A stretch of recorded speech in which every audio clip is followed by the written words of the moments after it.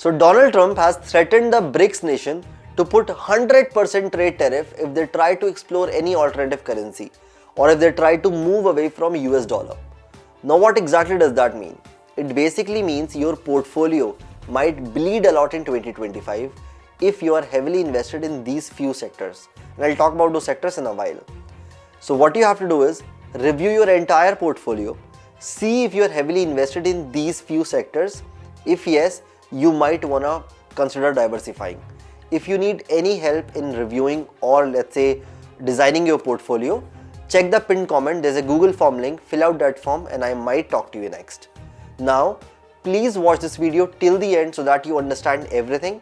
I might be talking about a few stocks in this video, but that is only for education purposes. Those are not recommendation from my side. So let's begin. So we'll basically structure this video in three parts.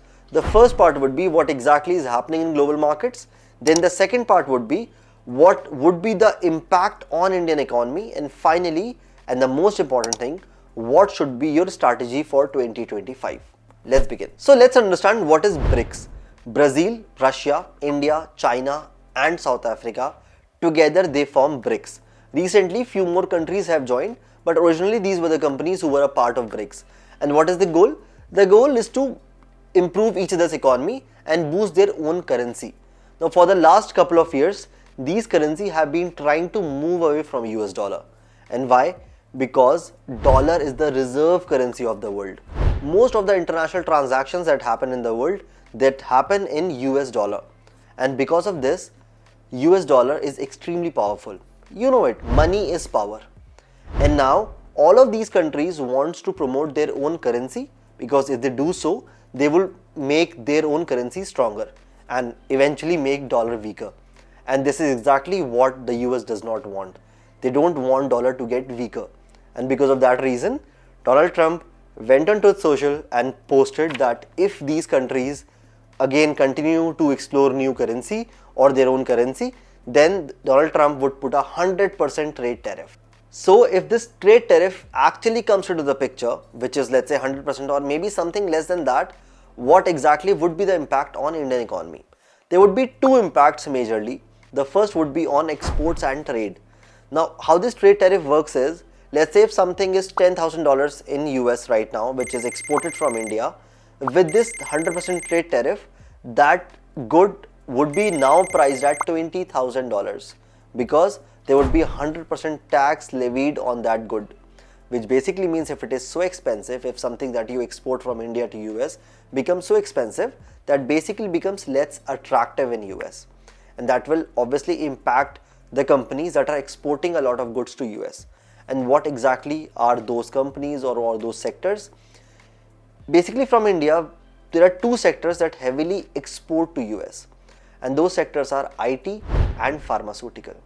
A lot of our IT companies, they export services to US, and here you can think of companies like Wipro, TCS and Infosys.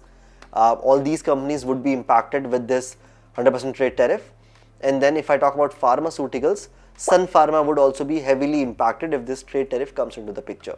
So if you are heavily invested in IT or pharmaceutical, you might want to reconsider investing in those sectors in bulk, might want to move some money out of those sectors and invest in those sectors that might be better in 2025. And I'll talk about those as well. The second part is import cost.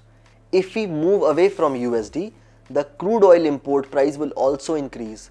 That basically means the inflation in India would also increase. And if the crude oil price increases, that basically means it will directly affect the companies like ONGC and Indian Oil Corporation. So basically, if these sectors or these companies will be affected the most, naturally the next step to understand is what should be our strategy for 2025. And here are 4 or 5 points, very important points for you to understand, and please follow it so that your portfolio gains the maximum next year. The first point here is diversification. I have talked about it extensively in my previous videos as well, and I would want to say it again in this video. At this time, if your portfolio is 100% equity, that will perform worse than a portfolio that is a mix of equity, debt, gold and real estate. So you might want to add more asset classes in your portfolio, and I have again explained this in my previous video. gold performs the best during the times of uncertainty, and we are in that time right now. So in 2025, gold might give you a lot of return. So if you are under invested in gold, you can consider investing more money in gold. Again, do your own research before you do that. But that is one thing. So diversify across multiple asset classes. That's one. Second, broaden sector exposure. Now, if you are over invested in IT or pharmaceuticals, you might want to reconsider that, and you might want to add more money in sectors that might not be affected by this tariff. And what are those sectors? See, if you invest more on domestic consumption, that will not be affected by this trade tariff. So couple of stocks or sectors that comes into my head is right now is that if you invest more on FMCG, that could be a great sector to invest in 2025. And here couple of stocks I can think of, which are again my favorites, do your own research before investing, is Hindustan Unilever and Nestle India. That might give you a better return in 2025. Similarly, Asian Paints, it is driven by domestic consumption.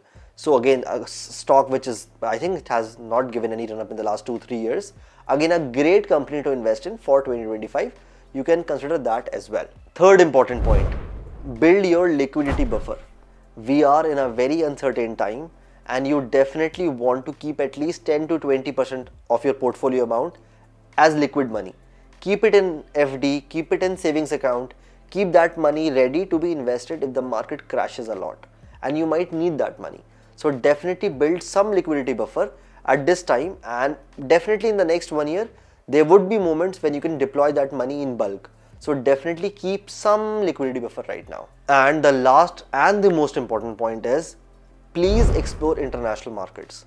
I have talked about it extensively in my previous videos. I myself have heavy investment in US, and here I can talk about that.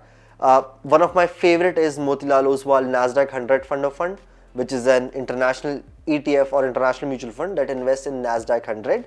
If you want to invest in ETF, the code is MON100. You can explore that. Similarly, if you want to heavily invest in US tech, again then ETF is Mirai Asset FANG Plus ETF. The code is MEFANG. You can invest in that ETF as well. Both of these ETFs, I've talked about it in my previous videos, and it has given almost a return of 30-40% in the last couple of months. Still at a good time, still you can buy that, not in bulk, but you can start your SIPs. Similarly, another great option right now is the Hang Seng Bees, which heavily invest in Chinese market. So definitely at this point of time, diversify across multiple countries, which basically means your money should be in, let's say some part of should be logged in Indian stock market, some part should be in Chinese stock market, some part could be in US stock market. That will minimize your risk and will actually increase your return. It's a good strategy to have, to be honest. Finally, if you found this video useful, hit that like button, share it with more people, and I'll see you again next week with one more video. Until then, keep investing. Thank you.